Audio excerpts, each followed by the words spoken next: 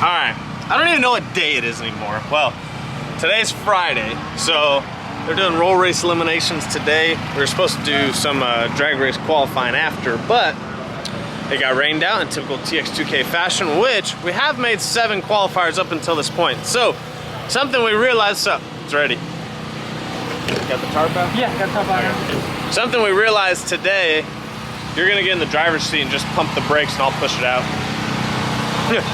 Something we realized is, so we did this Mark Mickey Turbo 400 lockup deal, and not a lot of people, but like Brett and a couple guys have done it, they've tried it, and the converters that Mark Mickey is doing is an 11-inch converter, which is just not gonna work for a little cubic inch, 302 cubic inch Coyote. So, reached out to my boy Pete, I said, hey, well, before this, Joe was trying to tune around it. He was trying to do all these crazy things with the dumps, timing, boost, air fuel, everything, trying to make this work, and Joe got it to work. We went like 7.7 at 190.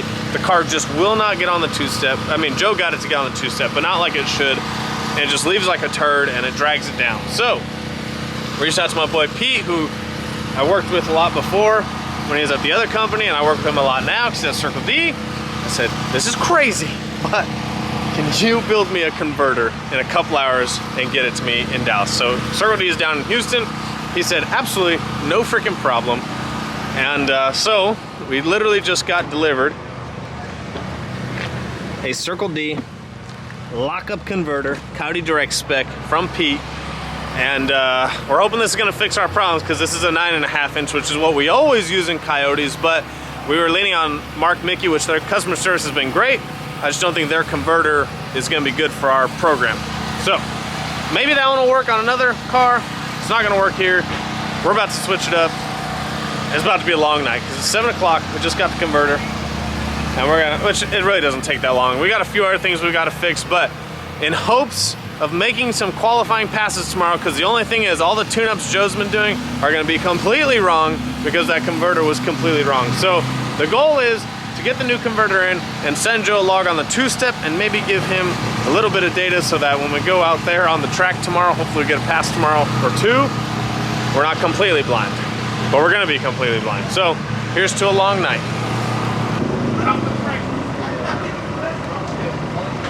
Okay, you're going.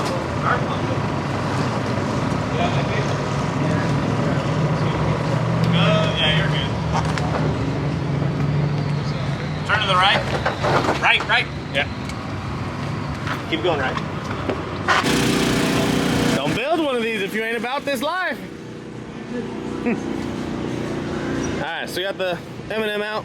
Said, great converter, just not good for our setup. So, there's the new Circle D. There it is. Look at the Penguin looking good. So we got that new Circle D converter.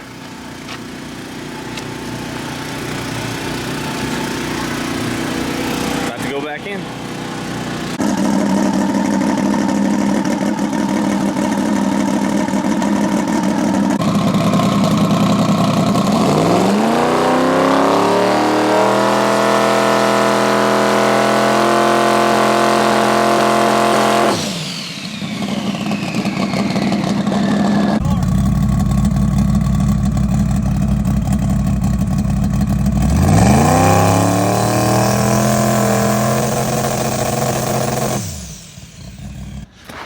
Alright, good morning guys. It is Saturday. Sorry, it's really dark in here. Last day of qualifying. So we were gonna try, or TX2K was gonna try and get us one more qualifier last night after roll racing, but it was pretty nasty thunderstorm that came through about halfway through the day. And sorry, it's really dark, and ended that. So they did finish roll racing last night, so we're gonna get another qualifier here this morning, starting at 8 a.m. literally, and heavyweights first. So an update on my truck, which I'll probably make some videos on later, and I'll kind of go through like maybe some test stuff with you guys so you can see it later. But essentially, oh my gosh, essentially what's happening is the truck's, it's not going into like actual limp mode because the truck runs and drives and everything. It's just once it sees the two-step and the trans brake, well, it doesn't see a trans brake, but once it sees the two-step, we think, that's what Lund thinks, from the RPM drop, that it puts in like this torque reserve mode. And this is kind of a problem they had with like the 18-20s for a little bit, and then they figured it out. So we thought we had a boost leak, or I thought I did. So I was like, man, maybe the boost gauge is wrong and there's a boost leak somewhere. So I literally went and bought a smoke tester from Harbor Freight. We smoke test thing. We found like a small pinhole leak. I went and got that welded up at a buddy's shop. Then we made it past, did the same exact thing, and I'm like, okay, I gotta data log this thing, like something is going on. So I data logged it, sent it to Lund since he's there, had him look at it, and sure enough, it's going in this torque reserve mode, which is this is what we were afraid of early on. But from our testing, everything looked good. That's because I never sent any like data logs off the trans brake. However, I did send one from XRP, but it happened to make a pass. Why it worked that time, we have no clue. That's just kind of how it works. I don't know, PCM's finally catching on that I'm doing something it doesn't like. I don't know. I don't really know the correct terminology here, but the correct terminology, this thing ain't working. So yeah, it's been 9.3s at 145 on like 14 pounds of boost once. And then every time after that, it's been in the torque reserve mode. So it's literally made 0 power. It goes like 11s at like 122 miles an hour. So that really sucks. I really want to, so Lund wants me, he sent me another tune, and then he wants me to try it in neutral. So I sent him 3 logs the other day before all the rain and stuff and roll racing on the trans brake to see if it would, see if it would do it. And when the truck was in neutral on like the stock gear selector, it didn't do it. So we're gonna try it in neutral this first pass and see what happens. And then if it does it in that, I think what I'm gonna do is try foot braking it and not using the trans brake with the 2-step. And maybe that's just what I'll have to do just to get through the weekend, and then we'll have to re-game plan after this. But I did technically, well, so far I've qualified, but I'm literally the last one in with a 9:31. And so if anyone below me runs any faster, then I'll get kicked out of the class. So we definitely got to go faster, which the truck will if it would act right. I really wanted to lean on the truck on the 60-foot, throw more power up top, but I can't do anything because it goes in this torque reserve mode and can't do nothing. So we're gonna head up there this morning and see if that's gonna work with it being in neutral. We got Barry's car running last night at like 12:45 with the brand new converter, and yeah, that thing acts completely different. So that was definitely the problem all along. Now we got to start over with tuning with Joe, but it's actually doing what it's supposed to do now. So it'll be interesting to see what Barry's car does now. We'll see you guys at the track.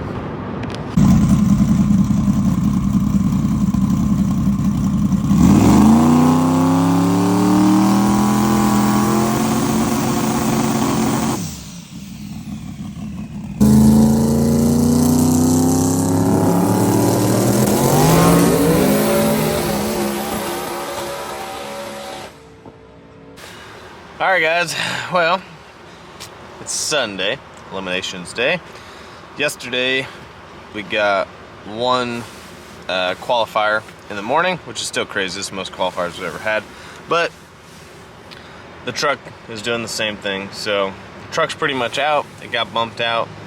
And I literally only got one pass under full power, and I went 9.3 at 145 on like 14 pounds of boost with a slow 1.4 60-foot. So I'm pretty hopeful what the truck can do. I think it's got tons of potential, especially on the stock engine, because it got about 6 pounds of boost to go, and there's a lot left in the 60-foot. And I think in 60-foot pretty good, I'm pretty sure, based off like what I've seen with it. Like it already went a 133 60-foot at XRP, still leaving pretty soft. So hopefully we get that figured out. I've got some other options if it doesn't get figured out, but Lund's working on it. He's trying some things. Unfortunately, at this point, it's kind of just like throw some stuff at it and see if it'll work. So, but this is what happens when you try and put a Turbo 400 in a brand new 2023 truck. It's not figured out yet. They went through the same stuff with 18 to 20s, then they figured out. So it's just I think it's just a matter of time and matter of just throwing some stuff at it, seeing what it likes. Barry made a pass, which we were really hopeful because we put the new converter in it, which helped a ton, obviously on the brake and stuff, but something really weird happened and it just zinged up to 5,000 RPMs with like within 1 second.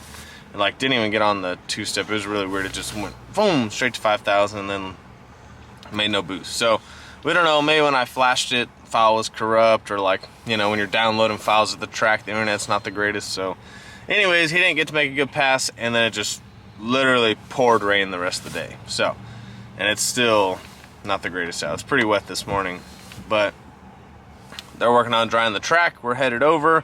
Barry's in the second class, which I think is like pro or something like that. And I think the breakout, I think the fastest in the class went like, I don't know, 760 or 770, and you can usually go like 1 or 2 tenths faster than that. So now it's I guess, you know, see if the car, the only problem is like we could probably dial in a 750 or 760, but we have no data on this converter. So I don't know, we're gonna see what happens. Maybe he'll break out and go fast, or maybe the car will work and we'll just try and be consistent. We have no clue because we haven't tried this converter yet.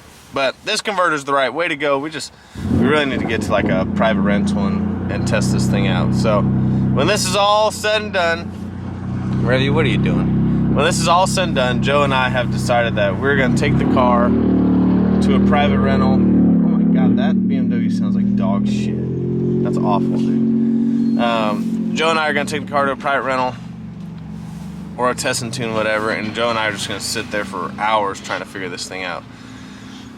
We're tired of coming to TX2K and just looking like freaking idiots out there. So, but you know, when they want the car there and you finish the car last minute and it is running, we warned Barry, like, hey man, this thing might not be running good, like we just barely got it running for 2K, like it needs to be tested. But he wanted it there, he wanted to give it a shot, and we did. I mean, we made a ton of progress in the 3 or 4 days that we had, but man, it's just, you got to be out testing for months before these big events, or you look like idiots. And you see the people that have a lot of data on their car, they obviously prevail. So, oh well, live and learn. We'll go see what happens in eliminations.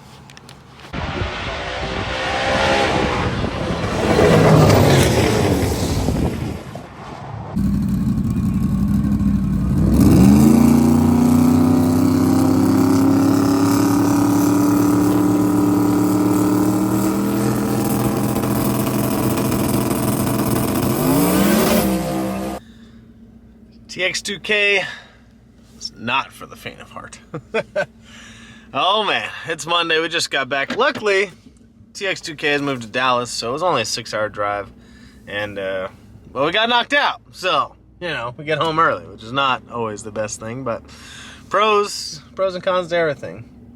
So, sometimes, especially today, I'm like, do I really show what happened? Because, you know, I feel like it makes us look bad as a shop. Me and Joe are like, one, we're kind of hard on ourselves, but two, we care what people, we shouldn't, but we care what people think, And it looks bad when we go out with this car that's on twin 80s and M1 and a badass 400 and 25.3 and arguably one of the best looking cars out there, and it just doesn't do anything. But the flip side of it is, this happens to everybody, most people, when it's a brand new build that hasn't been, proven.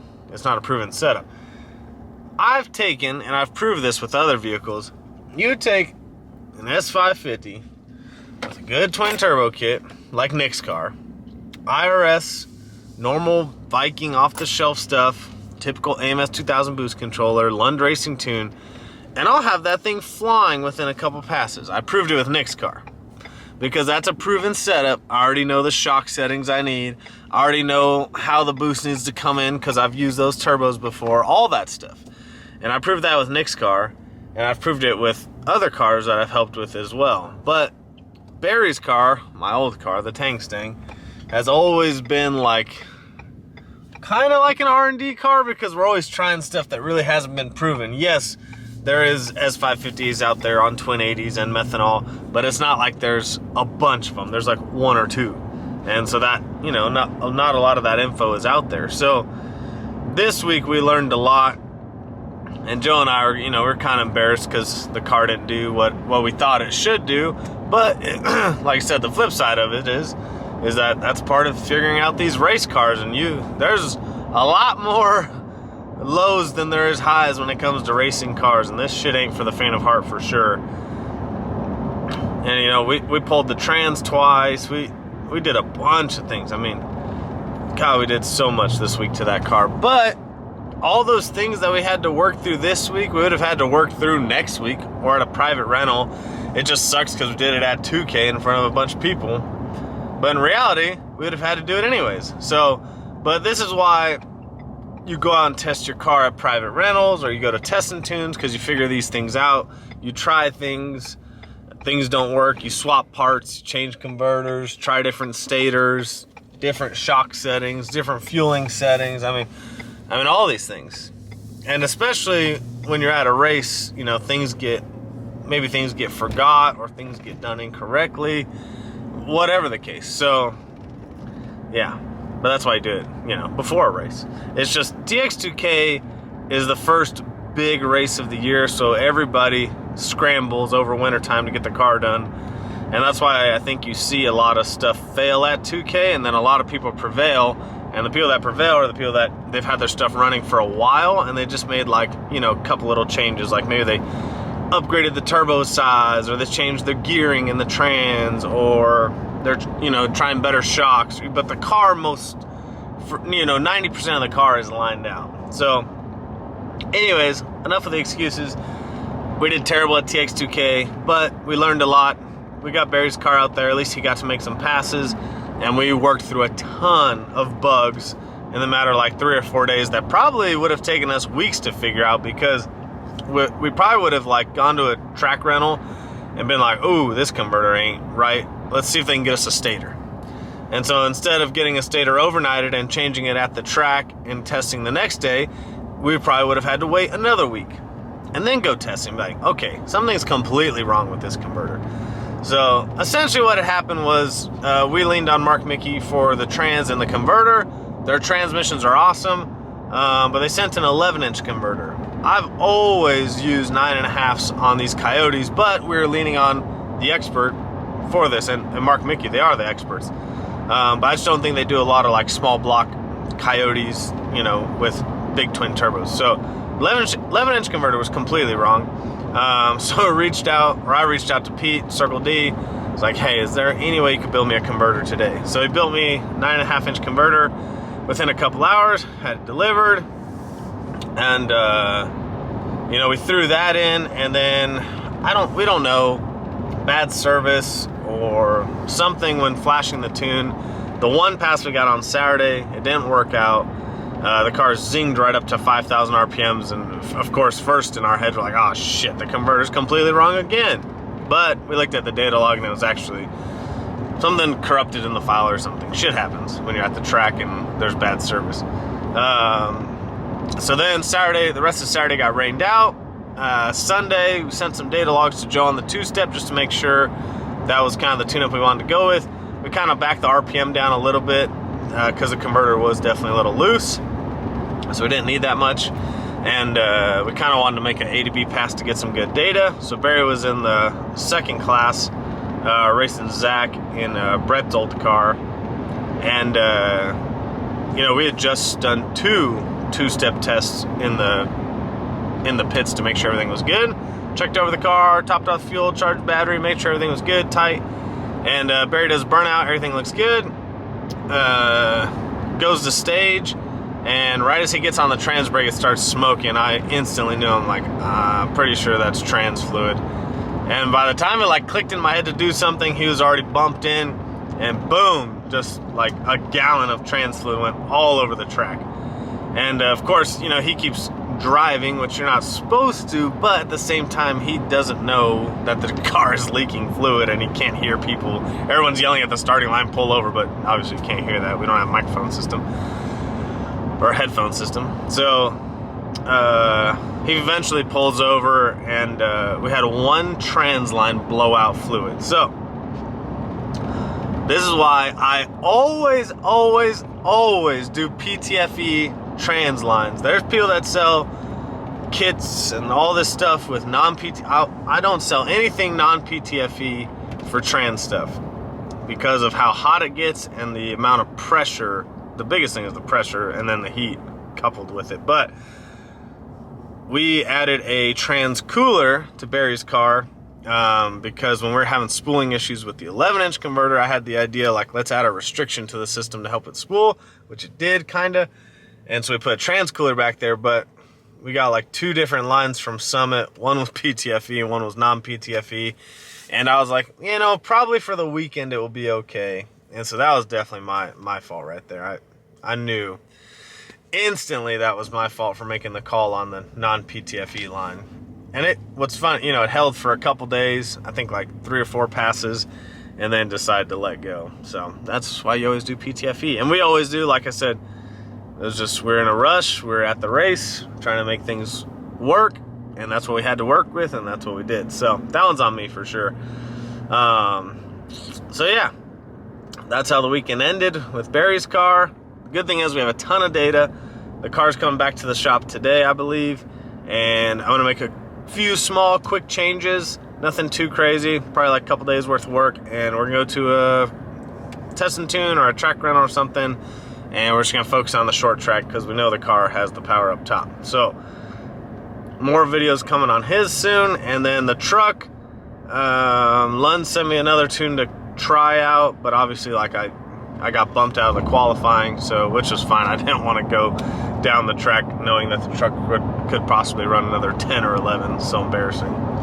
So Lund sent me another tune to try. I'm gonna try that tonight when I get home from work, and hopefully that fixes it. So the whole time I thought we had a boost leak, which I did find like a little pinhole leak in one of my welds, which definitely needed to be fixed. Went over to my buddy Steve's shop, welded that up real quick, thought we fixed it, and that did not fix it. But like I said, fixed a little weld that didn't have a problem. It just wasn't the thing that was causing the actual problem. So right now the PCM just does not like the Turbo 400. So I've got some ideas, Lund's got some ideas. We're gonna try a few things, see if we can't get it figured out, because I'm gonna go absolutely ape shit on this truck if we don't figure it out. So hopefully that works out. But yeah, I contemplated not talking about this stuff because, like I said, some people see this and they're like, oh man, they must not know what they're doing. Go look at everybody else that was racing. There was a lot of bad shit that happened.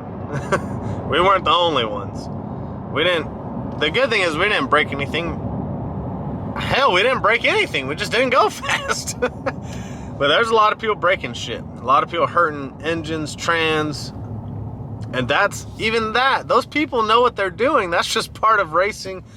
And that's just how it goes. But this is why you got to test, and improve on your program.